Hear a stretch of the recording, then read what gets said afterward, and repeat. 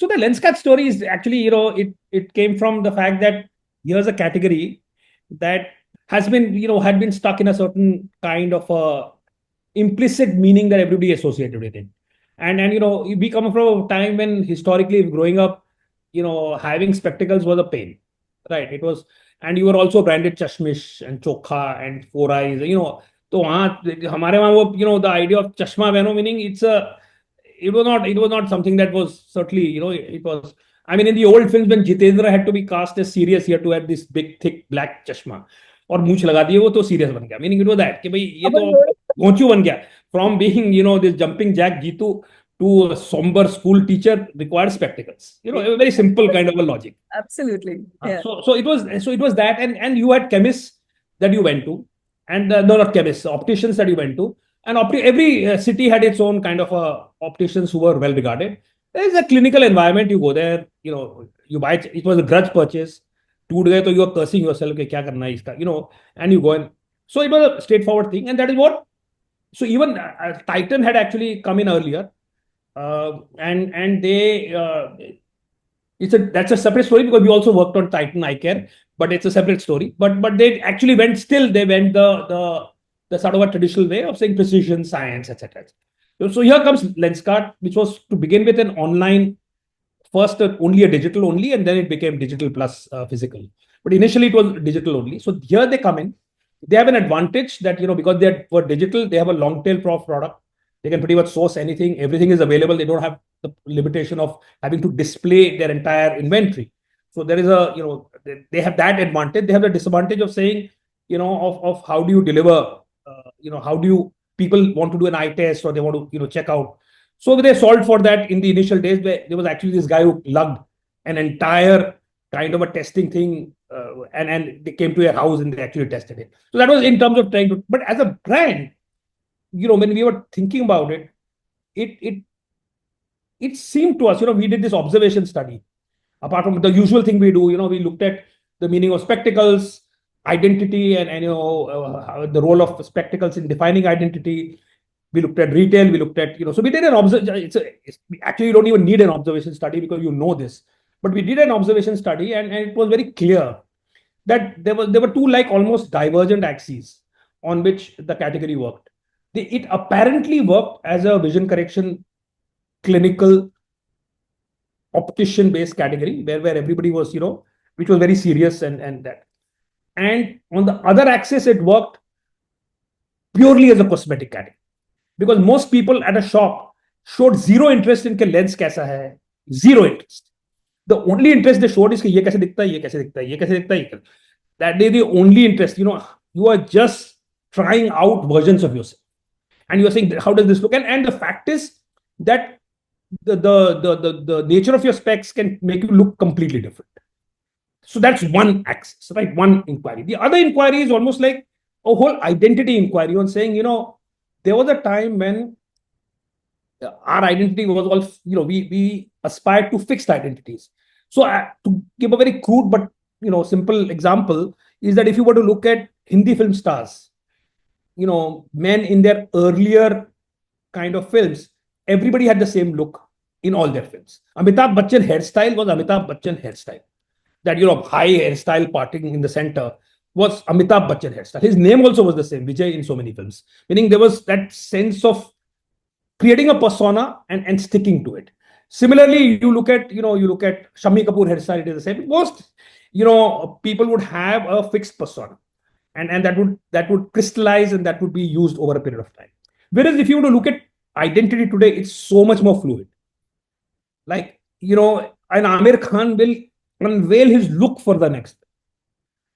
A Ranbir Kapoor in Animal versus a Ranbir Kapoor in Wake Up Sid, or whatever, I think it was Wake Up Sid. In one of these films, completely different. Yeah. Completely different. Right? It's not just that. I mean, we see that, this idea of an identity that is fluid, that keeps changing, which is not fixed, where we don't want to fix ourselves to a certain point. We want to keep experimenting with who we are. Whether it is the reason why we keep changing the DP on social media all the time, you're always trying to find that version of ourselves.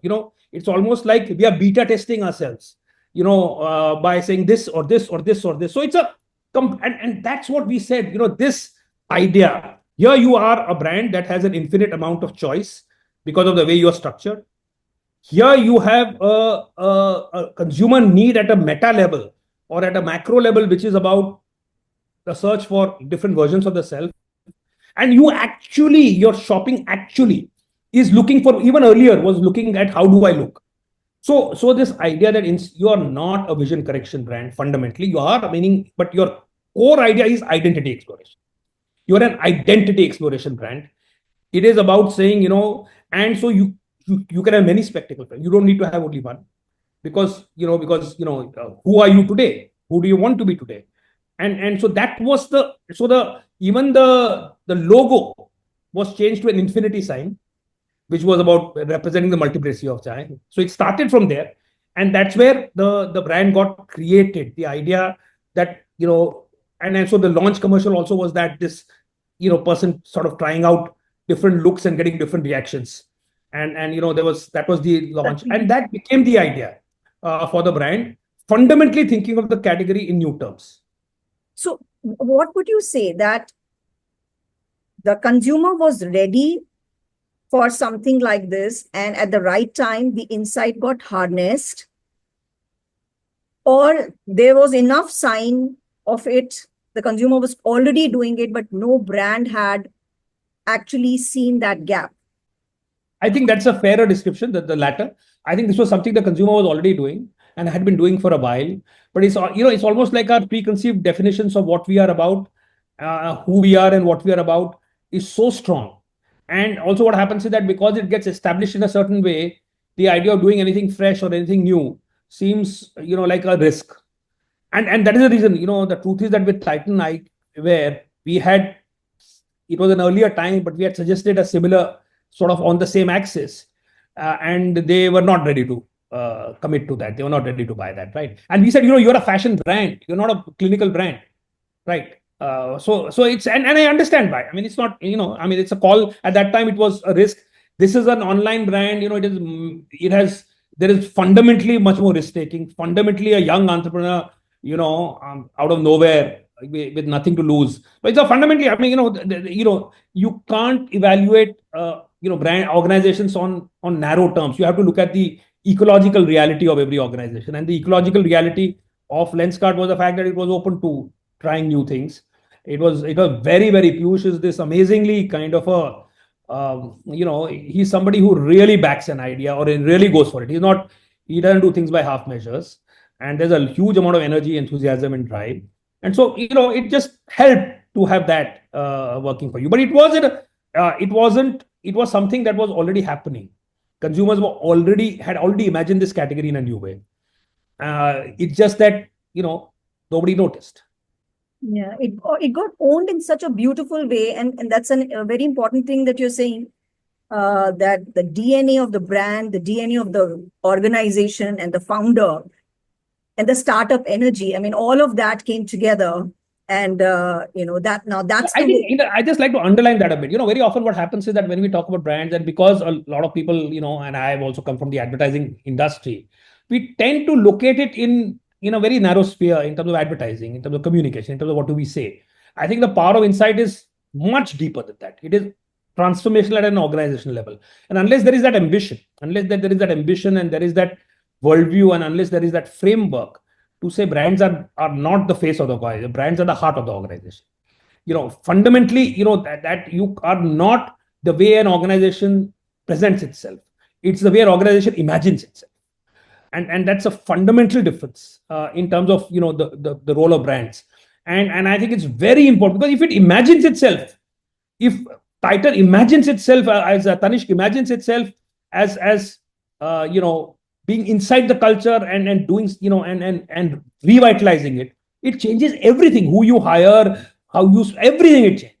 It is not about your next campaign, and I think this is something that I do feel that not just with the creative side or the agency side, even at the client side, the recognition that brands are as central to their business as they really are, I think often comes late, if it comes at all.